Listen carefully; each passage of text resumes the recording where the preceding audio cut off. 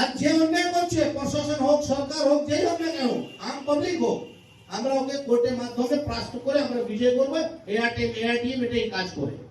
তো যখন আপনাকে চড় মেরে দিল, কালকে ড্রাইভারকে যেরকম চড় মারলো, আমি ওকে বললাম কি বাবু, তুমি তো এআরটিএম মেম্বার ননি এখন।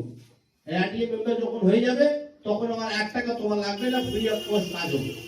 তোমাকে বলো ওকিল হায়ার করে দিচ্ছি, তোমার লড়াই করলে তোমাকে বলো ওকিল দিয়ে তোমাকে আমি কোর্টের মাধ্যমে ন্যায় দিয়ে দিচ্ছি। কিন্তু ও ভয় পেয়ে গেল বলে মা বারণ করছে।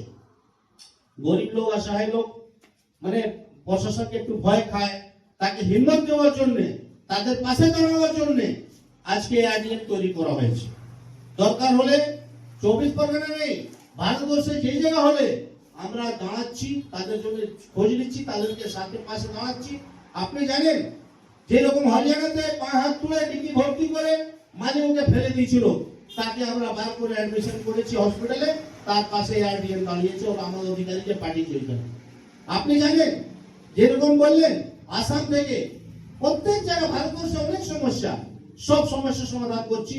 আপনি জানেন এআরটিএম একটা আমাদের মেম্বার ছিল উড়িষ্যাতে, তার নাম হচ্ছে দ্রৌপদী মুর্মু, তাকে আমরা কি করে পিজিতে আমরা উদ্বনতে আমরা স্পেশাল ব্রাঞ্চ ওকে একটা পাওয়ার দিচ্ছি, আমরা হিউম্যান রাইটস থেকে ওটা অ্যাডমিট করে আমরা তাকে একটা ব্যবস্থা দিয়েছি, তাকে ট্রিটমেন্ট আমাকে নিজে ভয়েস করেছে, আমার মোবাইলে আছে, আপনাকে শোনাবো। উনি বলছেন স্যার আমি সেকেন্ড 5 দিন পরে গিয়েছিলাম, আমাকে বলেছে হাঁটতে, এবার আমি আস্তে আস্তে হাঁটছি। 2 বছর থেকে বিছানা ছিল, তে হাঁটতে পারতো না, ও বলতে আমি মরে যাবো, জীবিত হয়ে লাভ নেই।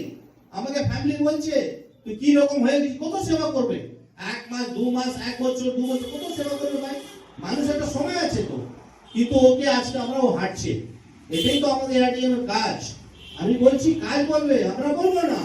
এআরটিএম এ গ্রাম মুর্তুজা সাহেব যে এসছে, আমি যে কলকাতা থেকে, আপনারা প্রত্যেক জায়গা থেকে যে আসছেন, কেন এসছেন? নিশ্চয়ই আমরা দেখছি কি সূর্য উঠবে, আর নিশ্চয়ই রাত থেকে উজালা হবে, সেটাই আমরা ভাবছি। সবাই মিলে থাকুন, সুস্থ থাকুন, সবাইকে জয়েন করান। আপনার অধিকার আপনি পেয়ে যাবেন, কিন্তু আপনার অধিকার যদি আপনার ভাই পাবে না, তাহলে আপনার অধিকার পায় মানে কিছু হলো না। আপনি যখন অধিকার পেয়ে যাবেন, যখন আপনি আজকে একটা ভাইকে অধিকার পাইয়ে দেবেন, তখন আপনার মনটা একটা বড় হয়ে যাবে, সিনাটা চড়া হয়ে যাবে, বলবেন না খুব ভালো আমি কাজ করলাম, একটা গর্ব ফিল করবেন। এআরটিএম সেটাই শিখাচ্ছে। এখানে কেউ লিডার নেই, লিডার সব আপনারা আছেন, তাহলে লিডার আপনারা আছেন, তাহলে তো এখানে আমি আছি, গোলাম মুর্তুজা আছে, ইমানুল মন্ডল আছে, নাহলে যদি আপনারা না থাকেন আমরা জিরো। যখন 1 থেকে 0 হয় তো 10 হয়ে যায়, জিরো মূল্য দাম আছে, জিরোর একটা দাম আছে, তো জিরোকে তাকে হিরো বানাতে হবে। এটা আপনারা পারবেন তো করতে? সবাই পারবেন তো? প্রত্যেক জেলা প্রত্যেক বুথে গিয়ে আপনাদের ড্রাইভার ভাইকে জুড়তে হবে, এটা আপনার কাজ। যেহেতু জুড়বে তত বড় লিডার হবে। এখানে কেউ বললে যে আমি অনেক বড় পদ হয়ে গেছি, অনেক বড় লিডার হয়ে গেছি, লিডার কিছু নেই। আমরা সব থেকে বড় লিডার আছে আপনারা।